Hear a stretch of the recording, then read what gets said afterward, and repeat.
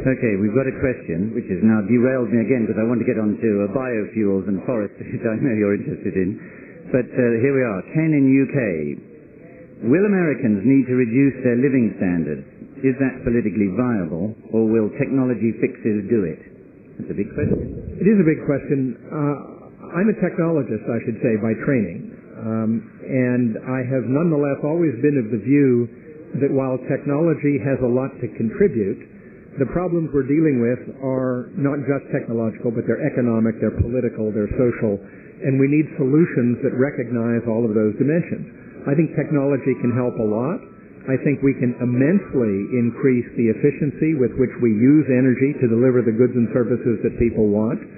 I think ultimately the rate of growth of material consumption is going to have to come down. And there's going to have to be a degree of redistribution of how much we consume in terms of energy and material resources in order to leave room for people who are poor to become more prosperous.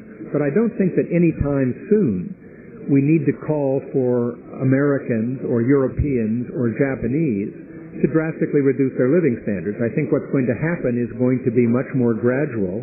And it's not going to be a reduction, it is going to be a tapering off of the rate of growth, which we have already in fact seen. I mean, countries like China, India, Brazil are all growing in terms of their economic product more rapidly than countries like the United States, Japan, Western Europe.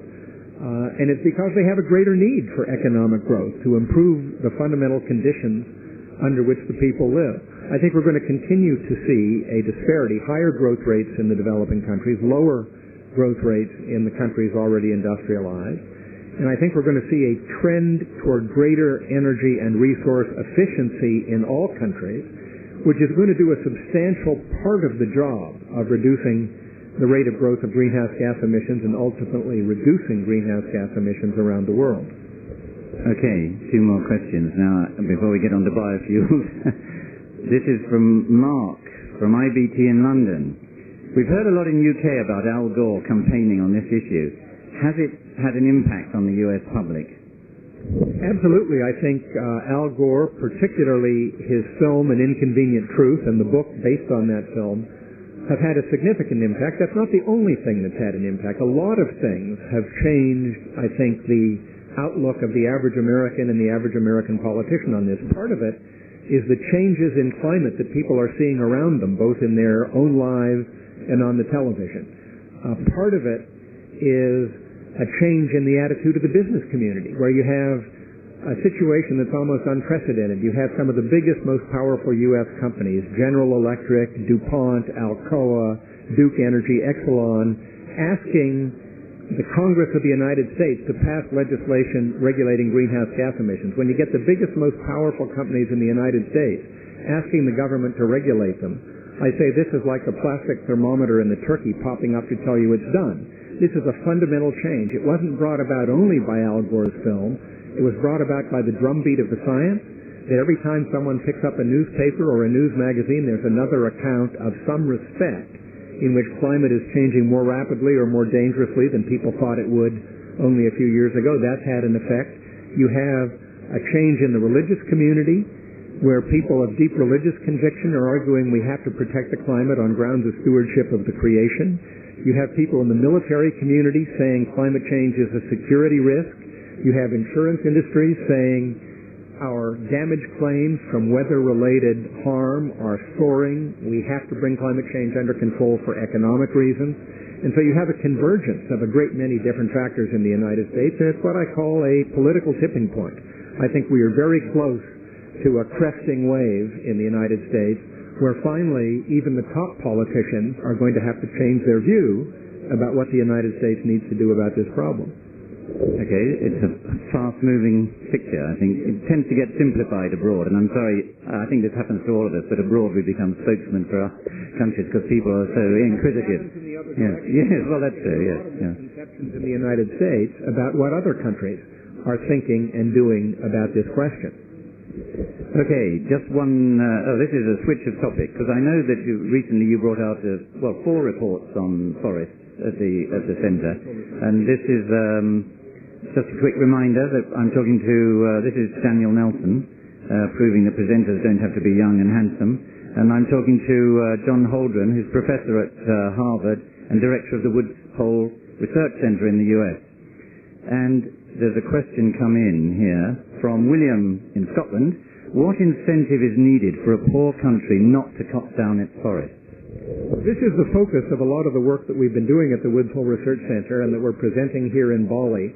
You have to compensate them for the opportunity cost of not cutting it down. You have to compensate them for the money they lose in the short term by not doing it. And what we have done at the Woodhull Research Center in the 4 reports that are being released here is some studies, number one, that indicate that when you actually calculate the opportunity cost in the light of the immediate benefits of leaving the forest standing, the amount by which developing countries would have to be compensated is entirely manageable, and it could be paid for with a modest part of the revenues from the sale of emissions permits in the industrialized countries or from carbon taxes in countries that choose that approach. The second thing we've done... Sure. I just want to interrupt you. Just to bring that to Bali, is that something...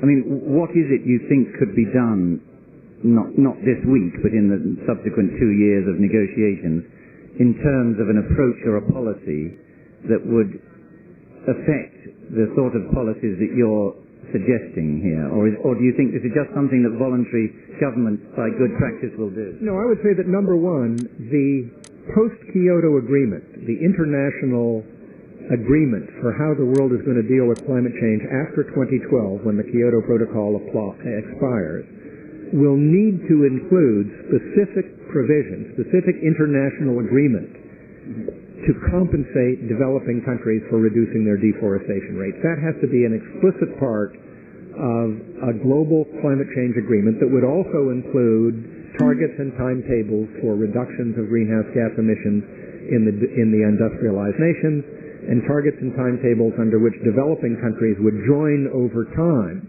the process of reducing greenhouse gas emissions. But again, part of that can be through reductions in deforestation for which they would be compensated. That has to be part of the framework. And we are working toward that by trying to establish that, number one, the costs are manageable, number two, the capacity to monitor and verify that these reductions are taking place is going to be there. One of our reports is about the use of radar imagery from satellites which can see through clouds to determine deforestation or the lack of it in countries in the tropics where ordinary satellite imagery is constantly frustrated by constant cloudiness. And so one of those reports is just to establish we can monitor this, we can verify it, we can see that countries that are being paid to reduce their deforestation rates are in fact reducing their deforestation rates. Okay, I'm going to bring you right down to earth here with a question from Knildrig Agby. What are the 3 main messages you will give us to take action and help as individuals? Well, number one, I would argue that while there is much that individuals can do in terms of their own carbon footprints, using public transportation, buying more efficient vehicles, putting in more efficient windows, buying more efficient refrigerators and air conditioners, buying hybrid automobiles rather than gas-guzzling automobiles, and so on, that ultimately political action offers the largest leverage, because until the world has agreed on a set of targets, timetables, and incentives for greatly reducing greenhouse gas emissions, the individual actions that people take voluntarily, while very useful, will not add up to enough. And so my advice to people is, number one, do all you can as an individual, and there is much you can do, and you can educate yourself above all on the web. There's a huge amount of information about what individuals can do now available on the web, but at the same time, people have to become politically active. We all need to demand of our political leaders that they reach agreement on a global cooperative approach to addressing this problem. And that approach has to include targets and timetables. It has to include increased investments in advanced technologies, both on the demand side to further improve energy efficiency and on the supply side to be able to supply electricity and fuels in ways that do not release greenhouse gases into the atmosphere. We must demand that as societies of our leaders and not just take the voluntary actions that are available to us now.